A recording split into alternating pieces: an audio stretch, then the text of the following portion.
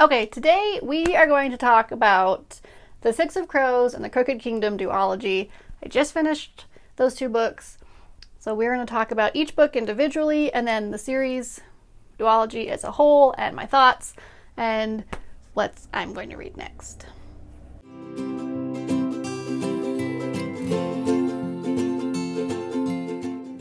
Okay, so we're going to start off with Six of Crows. So I read this directly after finishing the Shadow and Bone trilogy, or Grishaverse, whatever it's being called now. I read this directly after. I'm not going to lie, I had no interest in reading this. I really didn't want to. I didn't really care about the scraggly crew of misfits trying to do a heist. I really didn't care. Didn't give two shits. But I really want to read King of Scars. And everybody online told me that I really needed to read The Six of Crows in order to read The King of Scars. So I buckled down and I read it, and I ended up really enjoying it. I know a lot of reviews said that the duology was much better than the trilogy, and I would agree with that. Overall, this duology is much better written. The language is a lot better. The verse is a lot better. The character developments are better. You can tell that she's improved a lot as an author between the trilogy and the duology. So Six of Crows, we're going to start there. This book is about motley crew of six motley crew of six dudes. People. I use dudes gender neutrally. Don't come at me. So it's about a bunch of six dudes trying to do this big heist that's going to be like the biggest payoff of them all, and they're going to be able to live their dreams or whatever. And then per usual, things go awry. So what I liked about Six of Crows, I actually really liked the heist, which was so funny because that's why I didn't want to read this book. I didn't care about a heist. And then I ended up really liking it because of the heist. It had a very like Ocean's 11 kind of feel. And I love that movie, so I enjoyed it. It felt very much like planning the ultimate heist, and I loved.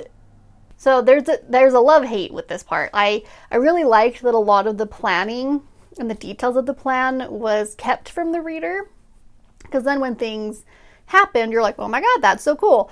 But I also didn't like it because there's a couple of times where that felt like a trick. There were a few times in both books that keeping the plan from the reader, and then when things happened, it kind of felt like, I don't know what I'm doing. And then, ta-da, this is what we're doing. And there was a lot of, like, as long as I maintain a certain amount of reader disbelief, it was fine. But there are some aspects of the planning in both books that if you look at it with a hard eye, you're like, that wouldn't work. There's no way that he would have those kind of, anyway. Like, just the connections that you expect Cass to have, the amount of resources that you expect him to have. As long as you are able to maintain a certain level of reader disbelief, you're fine. But if the second you suspend that and you look at this with a hard eye, some of the planning falls apart. But not to the point where it ruined the book for me. Like, it was a good book. I really enjoyed the characters in Six of Crows. So we've got Jesper, who is probably one of my favorites. Jesper is an adorable little boy who just wants things. He just wants to be happy. Little Jesper. We got Kez Brecker, who I'll talk about Kez later.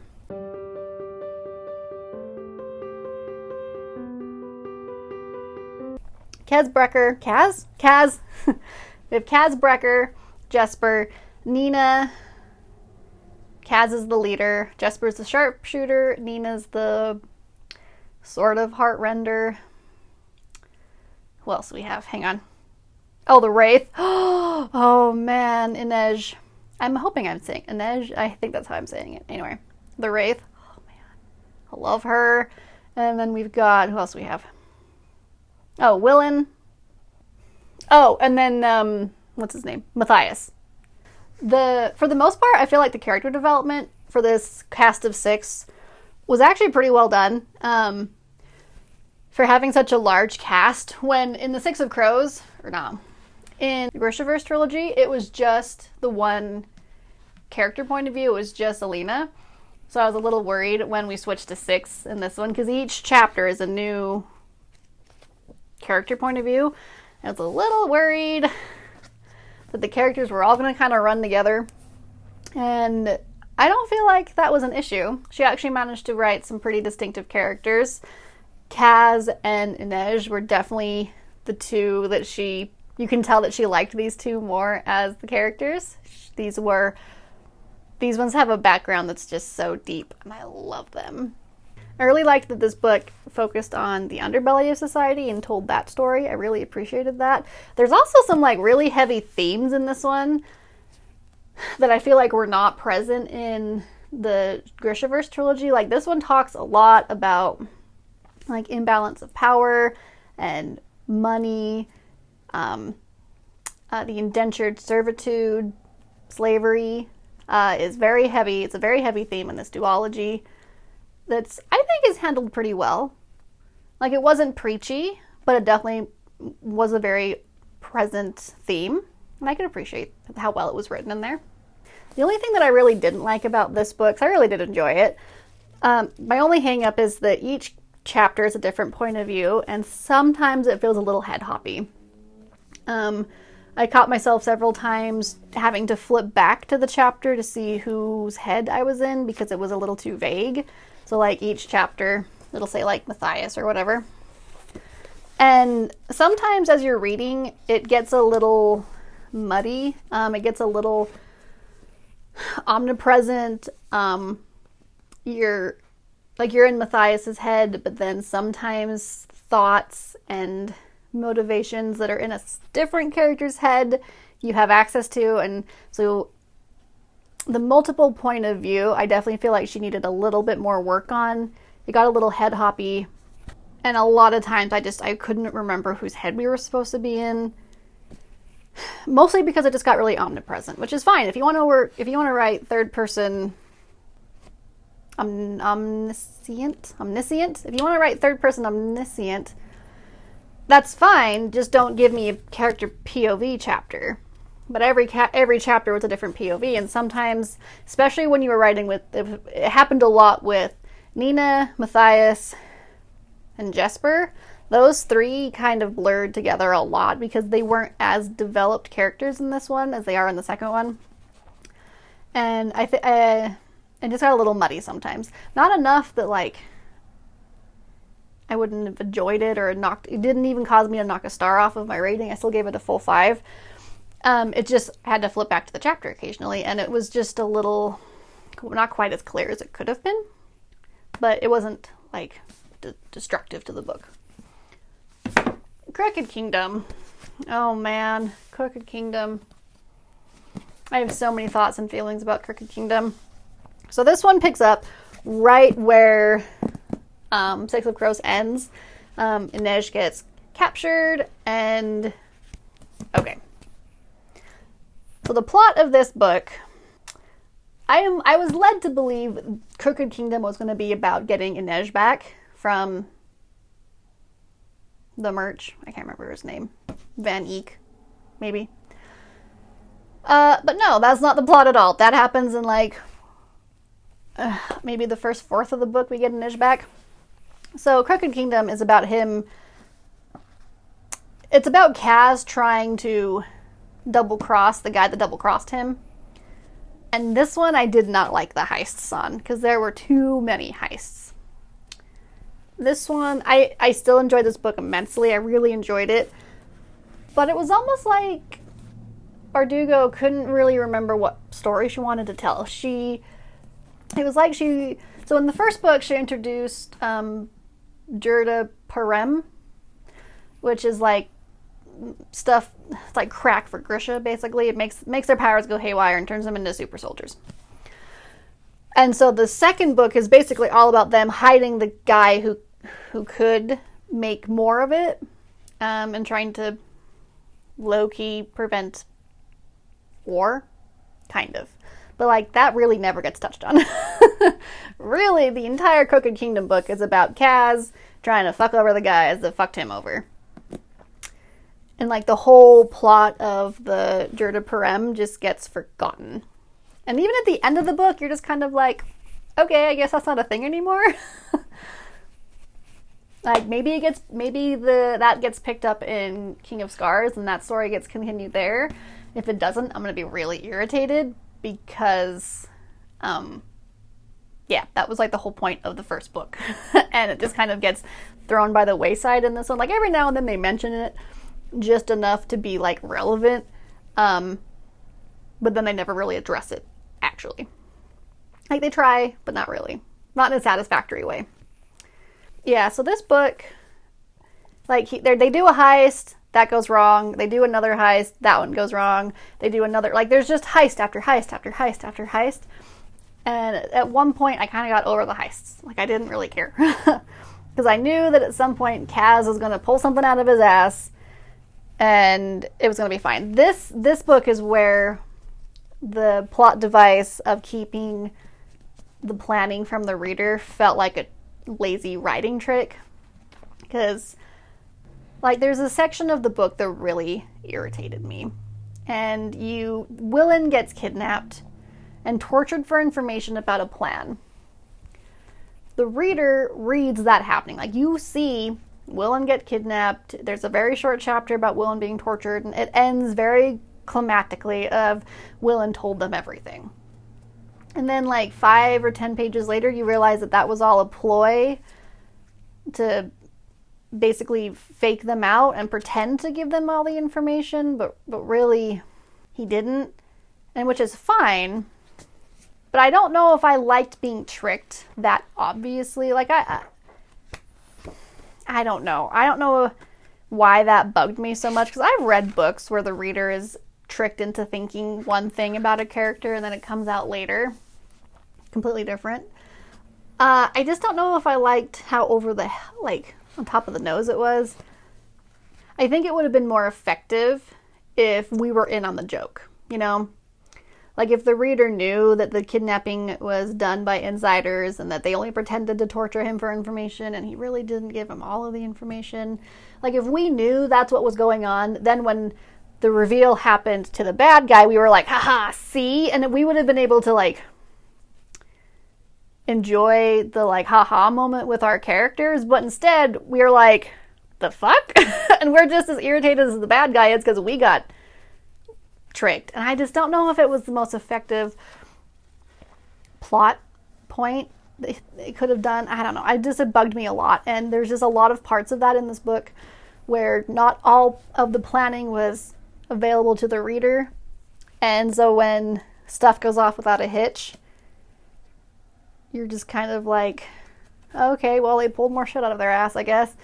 I don't know. The trick lost its shine. It became too used. I think if she had just done it once or twice, it would have been fine. But, like, almost every single time they had a plan, that's happened. The head hopping was continued. I don't know if it got any better or worse. It just continued. I mean, it was still just as muddy. I was still having to turn back and figure out whose brain I was in because it wasn't clear. Once again, it wasn't so annoying that I stopped reading or knocked any stars off for it. I did knock a star off of my rating on this one for the amount of heists and the planning that we've already talked about. Like, that weird, I don't know, that is what caused me to knock a star off this rating. I felt like it got a little, she tried to be too clever and instead it felt lazy. I don't know, I might be alone in that opinion, let me know. The ending of this book. Okay, we gotta talk about the ending of this book. Nope, let's talk, okay, I really did appreciate that in this book, Nikolai and Zoya, is that her name? Zoya. I really liked that Nikolai and Zoya and Genya showed back up again. That made me so happy to see them because I liked them so much. So that was cool. I liked the subtle tie-ins to that. I also liked that Inesha's knives, one of them is Saint Helena. So that also was a really good throwback. The ending. Okay. All right. This may or may not be an unpopular opinion. I haven't dove too much into the reviews. Oh yeah, spoiler upon spoilers in this one. If you really don't want a large character impact spoiler, you're going to want to just skip ahead to a minute. Matthias Is Death. I have so many mixed feelings about this. Like, his death was very heartbreaking, and watching, like, the whole funeral thing and Nina, heartbreaking. Almost cried. It was it was just so sad. His actual death, though, felt so pointless, and I don't know, like, maybe that was the point, was that it was a pointless death. I don't know. It just, for such a main character to die. So he's shot by a boy who doesn't even have a name. Just one of his Durskell or whatever they're called, Grisha hunters. Some boy sees him and is like, "You traitor," and shoots him. It was so anticlimactic. It was so anticlimactic that when he did, like I knew it was coming. Like, when he stumbles up and the way he's talking and everything, it was like, oh, he's dead. He's dying. This is the death scene. But you're just like, It was so flat. I don't know. There was no build up to it. There was no momentous, like, oh my God, Matthias is dead. He's just dead. He's killed by some no-name kid with very little build up. I don't know. I really did not like how he was killed. His actual death scene and, like, the mourning was heartbreaking, and I can appreciate that. But, like, and you can tell that she tried to foreshadow it, because Matthias keeps having this weird dream about Nina being in the snow and he can't find her and she's going to die. And I think it was trying to be a false foreshadowing that Nina was going to die. I don't know. I feel like there were so many opportunities for Matthias's death to have been meaningful and impactful, rather for it to be, like, basically a straight bullet, because that's about as meaningful as it was. That bugged me a lot. His death felt so flat. It was so meaningless, pointless, and not in the good way. Not in the, like, death is meaningless, all death is terrible kind of way, but, like, I don't know. That might be an unpopular opinion. If it is, don't come at me, but do let me know. So yeah, that killed me. I also feel a little bit like I got blue-balled with Kaz and Inej. Like, I really wanted them to get their shit together. And I liked the little bit of, like, hopeful opening that it ends on with those two, but it was so unresolved for me that I'm like, there better be another one with Inej's story coming up, because there's a lot unresolved there. I need more of her story, and I really want Kaz to get his shit together and, like, be with her a lot. But I also think part of Kaz's story is that not all men can be saved, which is fine. Like, if that's the point that she wants to make with his character, I can appreciate it. But I would like him to get his shit together. I really hope that Inej gets a story. Like, at the end of this duology, like, Nina's carrying off. I now understand why I needed to read this, to read King of Scars. She's in it. And her power goes all sorts of wonky with the heart render zombie maker thing. Yeah, that would have been really confusing, so I get it. Thanks for you guys who tell me that I really needed to read this. I really hope Inej gets her own story, though. Like, the way that this ended, it feels like she deserves her own story, and that's where this is going, but I don't know. I really hope there is, though. She needed it. She deserved it. Overall, I really did like Six of Crows and Crooked Kingdom. I didn't think I was going to. So I'm going to read King of Scars next, obviously. I'm very excited for Nikolai's story. I want it so bad.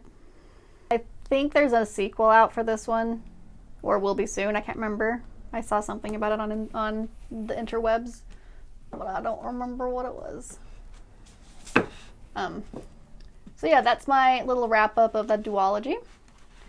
I understand why this is being made into a next Netflix special, though. Like, it's very, it would lend itself very well to episodic storytelling. I am curious, though, how they're going to do the Six of Crows and the Shadowbone stuff at the same time in Netflix, because the Six of Crows happens after the end of Ruin and Rising.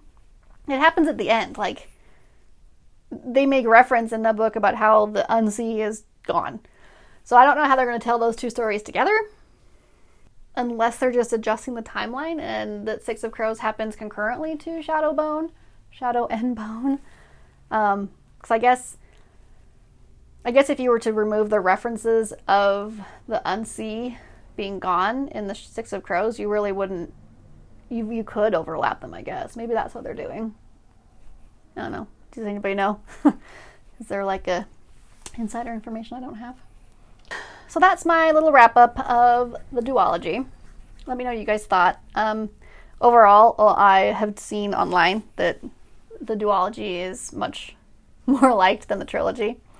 And I can understand why. But like, the trilogy was good. I still think it deserves some love. Let me know what you guys thought on the duology and Six of Crows. Am I the only one that was really bugged by Matthias' death? Like, is that an unpopular opinion, or is that a thing? Because that really bugged me. Also, Jasper and Willand were so cute together, and those two deserve each other. So wholesome. Anyway, thanks guys for joining me on this one. Let me know your thoughts below, and I will see you guys on the next one.